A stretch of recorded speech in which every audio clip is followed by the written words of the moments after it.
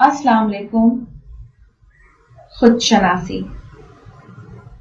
شناسی دراصل خود کو جاننے کا عمل ہے، پہچاننے کا عمل ہے۔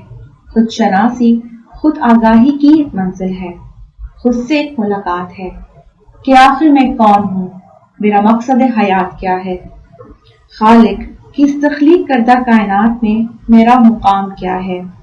خود شناسی در حقیقت سیلف اسیسمنٹ، سیلف ڈسکوری اور سیلف ایویلویشن کا پروسیس ہے کہ آخر ہم خود سے کیا چاہتے ہیں۔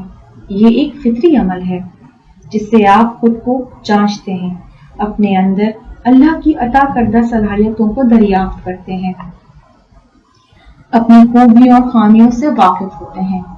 خود شناسی خود احتسابی بھی ہے، یعنی سیلف اکاؤنٹیبلٹی۔ خود شناسی روح کا سفر ہے جو انسان کی پیدائش سے لے کر موت تک جاری رہتا ہے۔ اقبال کا فلسفہ خودی کیا ہے؟ دراصل خود شناسی کی تلاش، اور خود شناسی کیا ہے؟ معرفت الہی خامخواہ۔ اقبال کے فلسفہ خودی سے بنی نوع انسان کو ابد تک خود شناسی کی تعلیم ملتی رہے گی۔ اقبال نے کیا ہی خوب فرمایا، اپنے من میں ڈوب کر پا جا سراغ زندگی، تو اگر میرا نہیں بنتا نہ بن، اپنا تو بن۔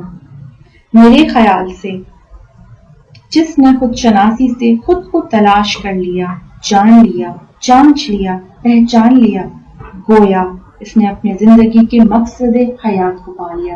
جزاک اللہ، شکریہ۔